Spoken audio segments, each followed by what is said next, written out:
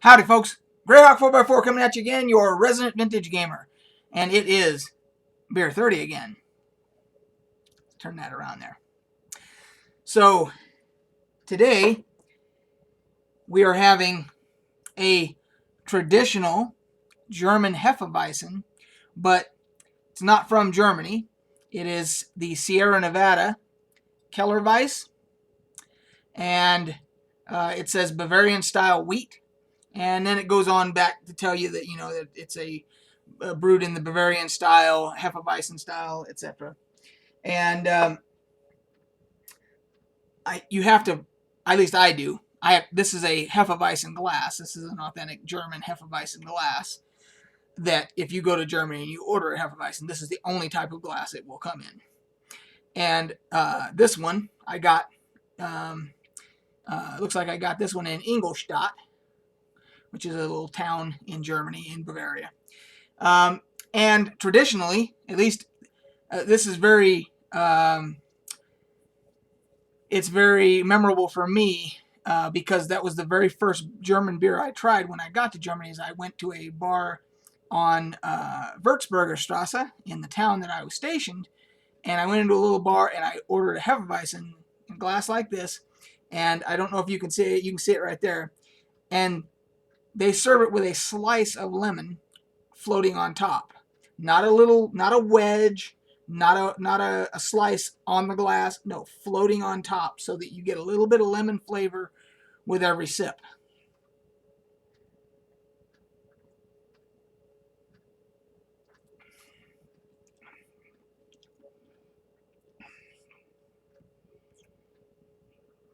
Now, I'm not snobbish about a lot of things in life.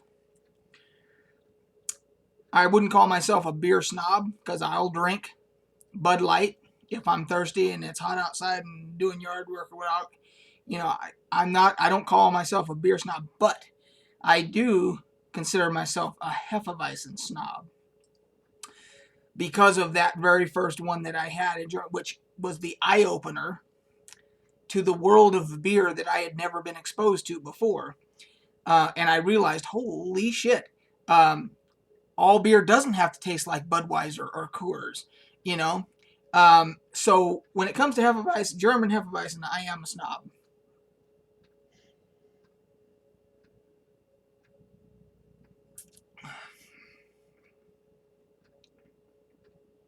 And it's good. This is good.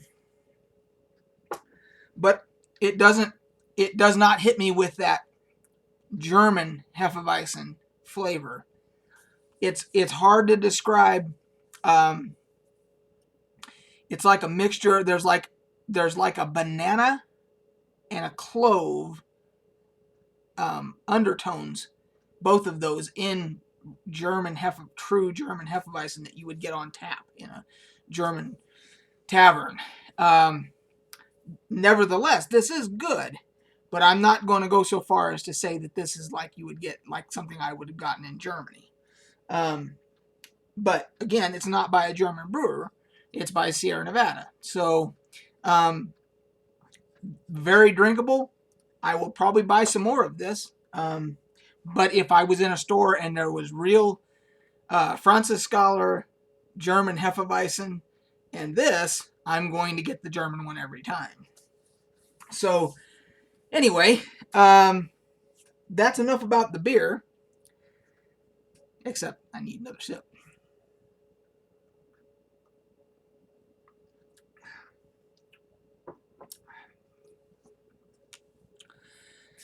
Let's talk about the first edition AD&D campaign.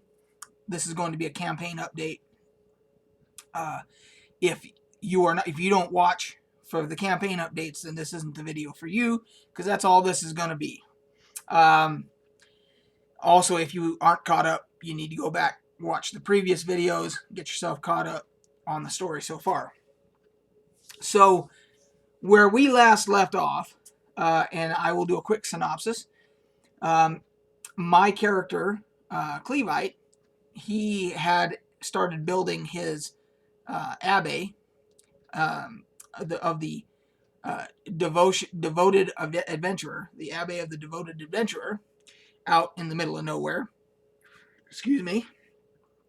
As a respite for adventurers and travelers in between towns, out where it's dangerous, that they could seek refuge there.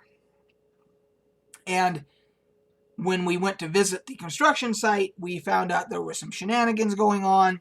There was theft going on from a bunch of thieves, highwaymen, scoundrels, whatever you want to call them, that had ingratiated themselves with my workers that were there, and they were stealing stuff at night and smuggling it out to a camp where it was then smuggled even further away to be sold or whatever.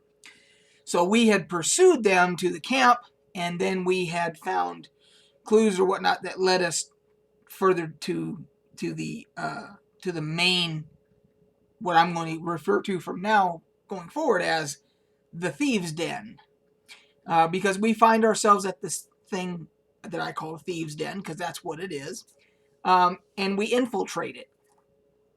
And of course, you could imagine the amount of traps and secret passages and all that are going on as we're trying to work our way through here. We were getting caught in man-trap situations where, or in my old Army military terms, we would call them kill zones, where we would be in a hallway and all of a sudden, there would be a pit or something that would stop our progress, and then behind us, sneak attacks would occur. And then if we jumped across the pit, then sneak attacks would occur from that side, etc. So trying to get us in a crossfire, Bottom line is, we work our way through this thing, and we end up finding the back secret exit out, and then there is an ambush waiting for us by basically the end bosses of this whole criminal enterprise. And we end up defeating them. So the long story short there is, we basically put to end the larceny that was going on at my construction site of my church and so forth, which then allowed us to move on to the next thing. Enter the next thing. The next thing was that, if you remember, we have a assassin in our group who, Clevite, my character, and he had some friction going on, because it was becoming apparent that he was serving an evil master in some capacity. And I had basically, told him, you need to make a choice, blah, blah, blah. And it looked like he was making the right choice. And so much as he had told me that. And then he comes back, when we got back down, he comes back all of a sudden and says, hey, I was summoned again by this same guy who I owe, because this is the guy who had restored his arm. The assassin's arm had been bitten off by an owl bear, if I remember correctly. And none of us were high enough level, even at the town where the church to Alcerian was. Even the clerks there weren't high enough level to do a restoration spell to restore a missing limb, or a limited wish spell or something like that. But he found this guy through his connections, through the assassin's connections. He found this guy who said, I can restore your arm, but you owe me. And so he had been doing these tasks unbeknownst to us as a group. But then he came clean, and we thought everything was good. But now he has come back and up front said, hey, this guy's asking me to do something else. And he explains it to me. And it sounds like a simple courier job where he has to go retrieve an item, and the person he's getting it from is even expecting us. So it sounds like it's merely a courier job. So I, as the cleric, decide, well, that he's not asking you to do anything evil. Perhaps we should pursue this. From a role-playing standpoint, I am thinking my character is doing the old keep your friends close but keep your enemies closer type of a deal, where Clevite is trying to find out what who this evil dude is and what he's all about, and maybe this is a way to get close enough to him to investigate that. So, ulterior motive. So the last session we did, we basically traveled a very long distance to where we needed to get this thing in the mountains somewhere. And he told us it was like a giant type that was going to have this thing for us to pick up. So we get there, and ogres answer, we enter, and there's ogres in there like guards, and they're like ready to attack us, but we say, hey, no, they're expecting us. We're picking up this thing, and they go, whoa, yeah, that's true, yeah. We were told somebody might be coming, so they escort us in. There's a huge room they escort us to. Walk in, there is what appears to be a fire giant and a bunch of like I want to say kobolds or goblins I think it was, and ogres of course and all that. And then at the far end of the room there's what appears to be an even bigger giant type, like on a throne type of a deal. And that guy beckons to the assassin to come to him, but he says only him. So the assassin goes to see that guy. The rest of us are there surrounded by all these assholes. And then the DM says, because we're on roll 20, he says, all of you need to log out except for the assassin. And then I will direct DM you guys when it's time to join back in. Okay, so we do. Some time goes by. He calls us back in. We get back into roll 20.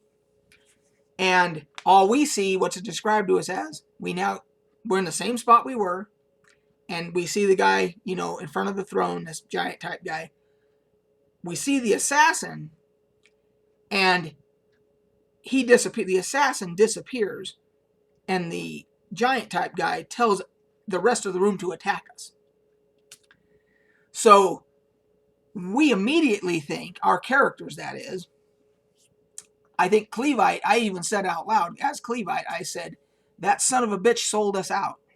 Thinking the assassin had sold us, had basically led us to the wolves, to our deaths, and took off. Whether my mind, he's probably got rewarded, and now he's split and left us all to die or whatever. So we start fighting, and then, as it is explained to us from the rest of us don't really know what's going on, but this evil dude that the assassin has been doing these favors for, these tasks, he apparently appeared and time stopped time, except for him and the assassin. So the rest of us don't know anything about this, because time stopped, we're frozen, we don't know anything about it, and he tells the assassin, and of course we don't have any knowledge of this, but this is out of character, of course, so I can convey the story. He tells the assassin, I didn't think you had it in you to do it, or whatever. And he takes the item from the giant type, which we think was a titan, or was a titan. So this bad evil fucking god type dude. And remember, this is the guy who way back, if you've been following along, he's from the very beginning of the campaign when we went to go get some materials out of a cave or something, and we met a crazy gnome who was, quote, trying to capture the sun. And we're watching him, and all of a sudden it appears, holy shit, he might actually be capturing the sun, because it started getting dark and all this shit. And this evil dude showed up, and he just went over to this crazy gnome, and he just, with his hand, he just crushed the dude's head. That's how powerful this dude was, with just one hand. And this gnome was freaking powerful, because he was capturing the sun. And so this is the same dude. So now he has come and collected that from the Titan. Everybody's frozen except for the assassin and the evil dude, which I think he went by the King of Darkness or something like that. And he says, I knew you didn't have it in you, or whatever. And so he like snaps his fingers or something after he takes the item. The evil guy snaps his fingers, and the assassin's arm disappears again. The one that he had restored. Boom, it's gone. And then he says, he just starts time up again and disappears. The bad guy just disappears, starts time. So now the assassin is there. But what we didn't know is he had taken a invisibility potion. So even though he's there and now his arm is missing, he's still invisible once the bad guy starts time back up. He's standing right between the throne and this Titan dude or whatever. And about this time, the druid in our party decides he's going to cast stone to mud or something like that. Yeah, it's like stone to mud or something. It's a spell like, anyway, so it's a stone floor and everything. And he's a high level druid. So he's able to turn a whole bunch of it to mud or whatever. And it's successful. The throne, the Titan, everything goes down into this, starts sinking in this mud and everything. And the assassin as well, because he's invisible. We don't even know he's there. So that all sinks down, which helps us win the battle because there was a shit ton of them. And quite a few of them sunk in the mud or whatever. And it helped us. So we end up defeating everything. And then mid-battle or something like that, the druid is like, okay, now that they've all sunken in, I cancel the spell, which basically turns it all back to the way it was, to stone, thus entombing anything that had sunk down in there, entombing it in stone, including our assassin friend. Or friend, group member, I guess, So we finished the battle and everything. The assassin, from his standpoint, he sees it all go dark because he basically dies inside that entombed hole where he's been encased now.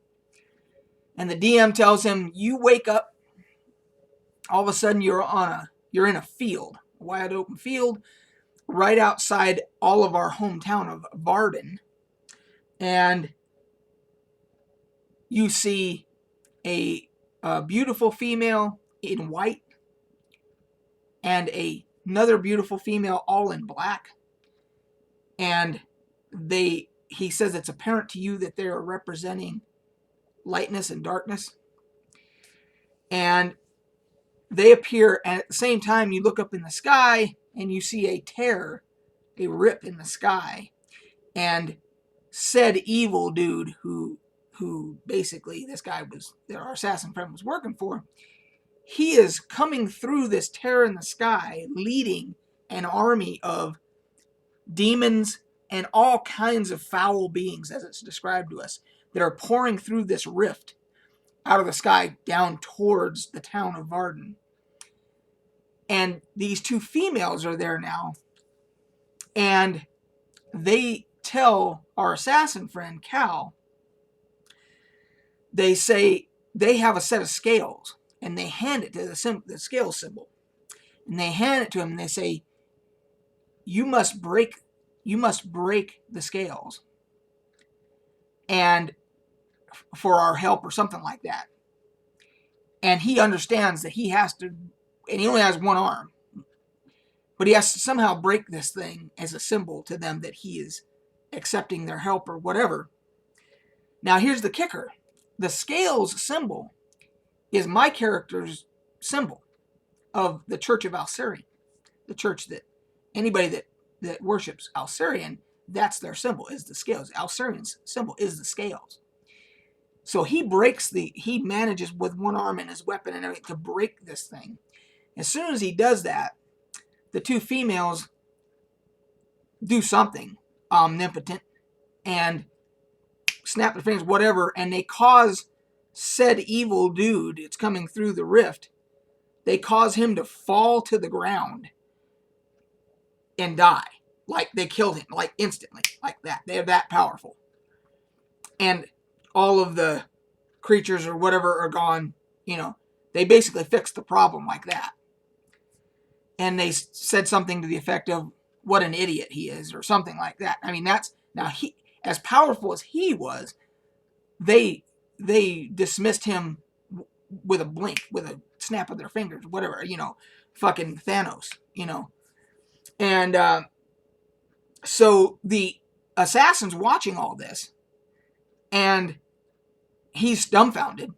And then they said something to the effect of, I guess we need to go wake up our sister, the Empress. So we have no idea who they're referring to as the Emperor, who the hell that is. If she's more powerful than them, what the hell, you know? So we have officially gotten high enough level to where we are really tinkering in God stuff now. Like this evil God, and now these two, and whoever the hell the Empress is, and they had him break the scales, which is symbolic of perhaps maybe denouncing my God of Alcerian, which could be. And then as they leave and they walk northwards, which is also noteworthy, and I'll tell you in a second why. His arm comes back. They restore his arm for him, and they start walking north, which is weird because anything north of Varden in our previous campaign in this game world, in our 3.5 D&D 3.5 campaign that we did, same DM, his game world, it's his homebrew game world. Our previous characters in that campaign saw the rift in the sky. Nothing came out of it or whatever, but the rift was there. And at one point, something weird did happen. I don't remember it being like an invasion coming in or whatever, but something did happen. I do remember that from the previous campaign. And but nothing going north of Varden was just ocean or a sea, a lake, something, a body of water, and it was called the Waters of Amnesia. And if you traversed it or if you went into it or whatever, you forgot everything. Like it wiped your memory or whatever. So the fact they're walking north towards the Waters of Amnesia is noteworthy. And the Empress is apparently in that direction. Whoever the Empress is. But anyway, that's kind of where we left it. So he comes back to us. So they fix his arm. He restores his arm. Boom. He just shows up. Boom. He's there. And he explains everything that happened, that basically when he got called to the Titan said, hey, I've got this piece for your master that he wants. But in order for me to give this to you, you need to help me kill your friends. And of course, we don't know any of this because we were logged out. We were not privy to any of this. And he lies to the Titan and says, yeah, sure, no problem. Let's do it. So then but we come back in from being logged out. And that's when we see him disappear. What he did was he lied to the Titan, and then he took an invisibility potion because he was going to try and assassinate the Titan. But the stone to mud thing fucked that all up. He didn't get a chance to try and assassinate him. He got killed instead. But you could see where we had no idea. We thought he sold us out. We had no idea what was going on. So it was very interesting how everything unraveled. And the way we left it was, he comes back to us. Poof, he comes back. And explains everything to us, that he was in the hole and he thought he died because everything went black. And then he saw these women. The only thing he didn't tell us was the part about breaking the scales, because he didn't know how my character would take it. So that's kind of a synopsis of what happened last time. And we're playing tonight. I have no idea what to expect now.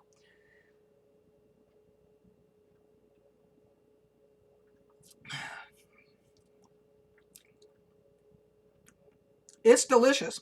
I'll give them that. But it's not quite, they don't quite have the recipe down. I mean, and of course they want it to be their own. So I don't think they want it to be exactly how, what I remember. But I have had, since, being back from Germany in the 30 years it's been or whatever, I have found other Hefeweizens that did have that same flavor pattern, palette to it. This is a thumbs up. I would buy it again. Tell me what you guys think about Hefeweizens, if you guys like them or whatever.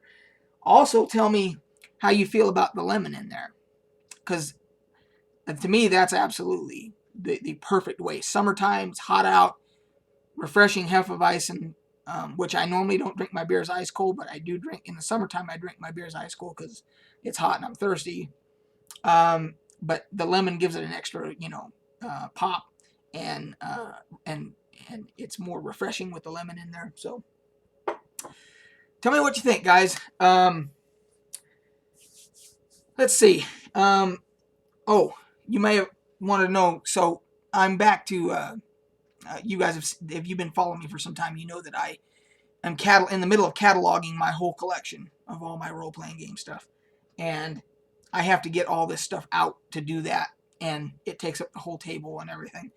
But because of COVID, and I'm one of the YouTubers that'll say COVID because the rest of them won't say it because they'll get demonetized. Ha ha! I'm not monetized anyway, so don't give a shit. COVID, COVID, COVID. But because of that, we're not playing here anyway. So I figured, what the hell? I'm just gonna, in my spare time, I'm just gonna keep doing my catalog and inventory and all that stuff. So that's why everything looks the way it does. So, anyway, guys, that's it for this one, and we will catch you on the flip side.